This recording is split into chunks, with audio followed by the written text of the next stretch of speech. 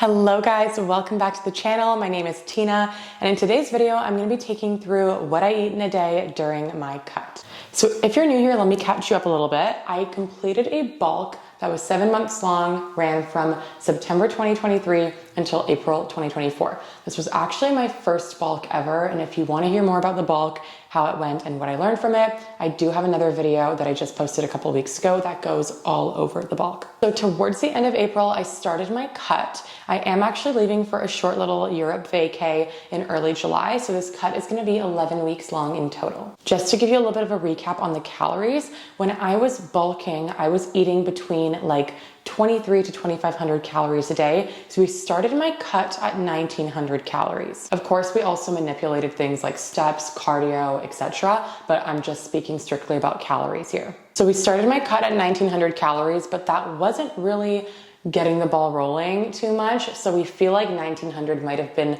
like the lower end of my maintenance range. So about like a week and a half into my cut, we just went ahead and lowered my calories again to 1,850. And I did sit at 1,850 for several weeks. At around week 7, 8 of my cut though, we did start noticing that things started moving slower. The scale started going down at a lot of a slower pace. So that's when my coach and I decided to lower my calories again, but this time to 1,700. So a 150 calorie drop from 1,850. So that brings us to today. I'm currently eating 1,700 calories per day. So in terms of macros, for majority of my cut, I was aiming for 145 grams of protein per day because the optimal range for protein intake is between 0.8 to 1.2 grams of protein per pound of body weight for like muscle growth, muscle retention, etc. And I weighed 153 pounds when I started the cut. So 145 grams was right around that 1 gram per pound of body weight mark. But now that my calories have lowered quite a bit, I only have 1,700 calories to work with.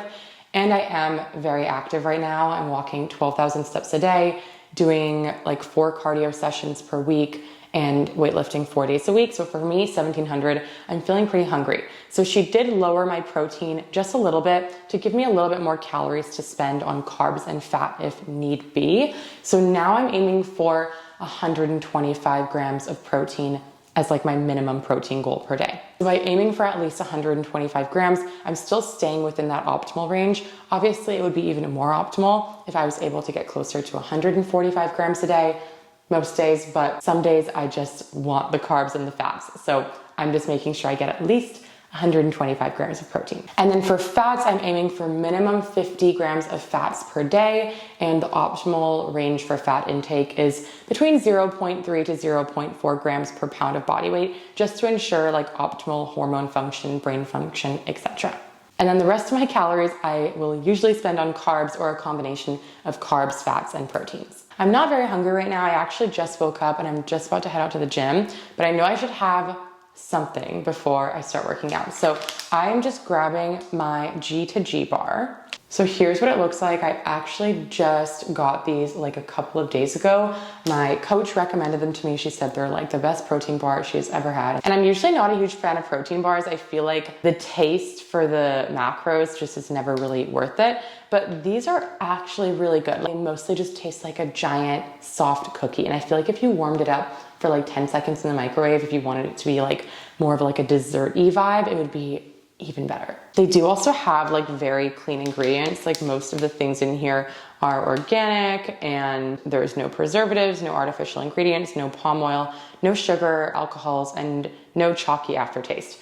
Although I do find there's like a tiny bit of a chalky initial taste when you first bite into it, but it's really not that bad, especially compared to other protein bars I've tried. More like a meal replacement for me, at least with the calories I'm on now.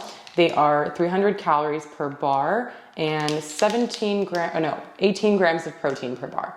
The chocolate peanut butter flavor is really good. That was like the first one I tried. And today I'm about to try the peanut butter coconut chocolate flavor. Let's just do like a live taste test. Okay, so this is what they look like. They're actually really, really good. Yeah, it's good.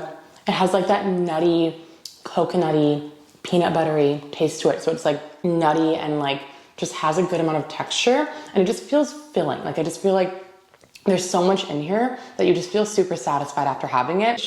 It's a good protein bar. So G to G, I believe it stands for good to go. It's like perfect for people who are on the go, which literally describes me today. Okay, I'm back and it's lunchtime. It is currently 12:15 p.m. and that G to G bar honestly did keep me full for a really long time, but I did start feeling really hungry around like 45 minutes ago, but I had a call with a client, so I am just about to eat right now.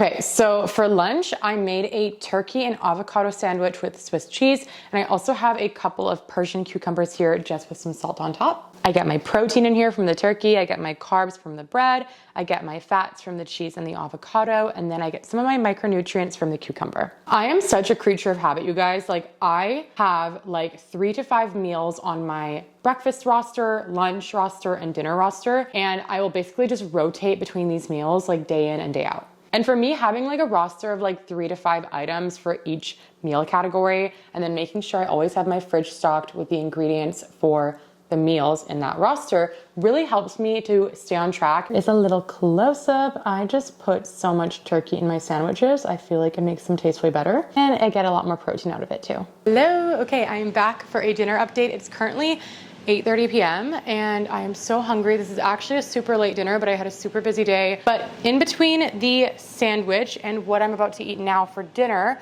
I did go to Starbucks and I did have a drink. What I ordered was a tall iced brown sugar oat shaken espresso. It's like such a long name. If you've never tried this drink from Starbucks, I think it is really good, and it's only 90 calories. So not to say that we can't, get fancier when we're in a cut, but in my opinion, spending my calories on like fancy drinks just isn't worth it in a cut. I'd rather spend my calories on like food.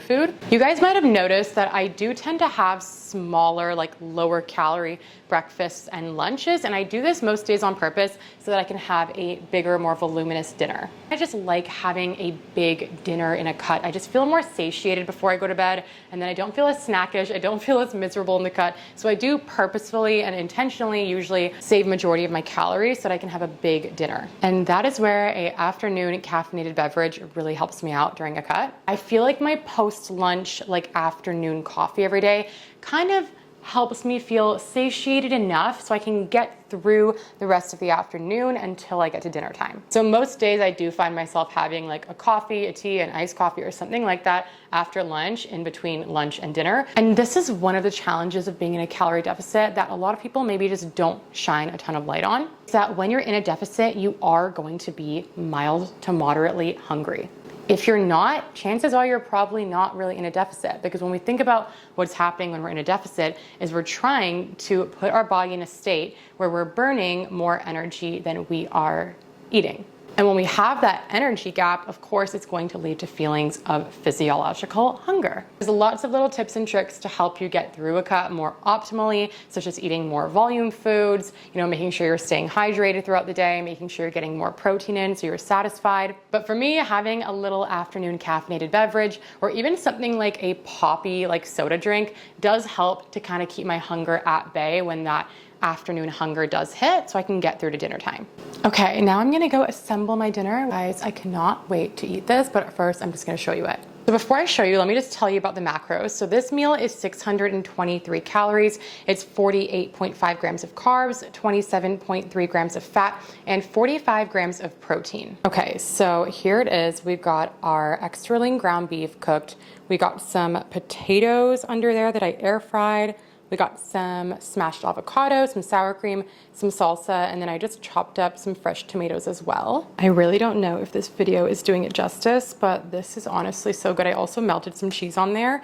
So this has like a ton of protein, carbs, healthy fats, like all the good stuff, and I am so excited to eat it. And I hope this does show you guys that you can actually eat delicious things even while in a cut. Okay, dinner is done. That was so freaking delicious, guys. I actually found that recipe for that burger bowl on TikTok. Like, some of the great recipes we can find on TikTok nowadays, it's actually incredible. Okay, so I'm still a little bit low on protein for the day. So this is where my clear whey isolate comes in. I just got this from Women's Best. They actually sent it to me and I was super excited because I have never tried a clear whey isolate before, but protein powder has been giving me like the serious ick lately. I don't know why, I just go through phases with protein powder. So you just add like a scoop of this. I think it's 30 grams to your water, and you could just add some ice, and it literally just tastes like a juice apparently, but it contains 25 grams of protein, which is pretty good. Okay, so I wanna get 30 grams in here. I'm just gonna blend it up. Okay, so I have heard people say that these like clear whey isolate drinks get a little bit foamy, but then it kind of settles out after like a few minutes. So we'll see how it goes. Okay, so this is what it looks like. You can see it's like super foamy at the top. Apparently that does settle out, but I'm just gonna go add some ice. Okay, I added some ice. Let's do a little taste test. Okay, so first impression, it's pretty decent. Honestly, the fact that this thing contains 25 grams of protein and I don't have to drink a protein shake when protein shakes are giving me the ick, I'm pretty good with it. Definitely does not taste like your standard like apple juice or orange juice or anything like that. So you can totally tell that it's not like clear, like real juice, but it's good enough that I can totally just see myself sipping on this, like sitting outside, sun tanning, sipping on it. So there we go, 25 grams, cheers. Okay, I am back for my last little meal update of the day. So this is my little nightcap. I'm just having some yogurt with some frozen strawberries that I melted and then threw in here with some stevia to sweeten it up as well. For me, I always like to have something a little bit on the sweeter side before bed. I feel like it just kind of satisfies my natural sweet tooth that I swear I was born with. So sometimes I'll have protein pancakes, sometimes I'll have yogurt and fruit. It kind of just depends on the day. So today I'm just doing a little bit of yogurt, strawberries, and stevia. So this is what it looks like. It might not look like the most appetizing thing, but honestly, it's pretty good and it does the trick for me. And it's also definitely a healthier sweet treat snack. Okay, so that brings me to the end of the video. I've officially eaten all my calories for the day. So let's just do a recap of what I came in at. So I finished the day off at 1,689 calories, so 11 calories short of my goal, so I'm pretty good with that.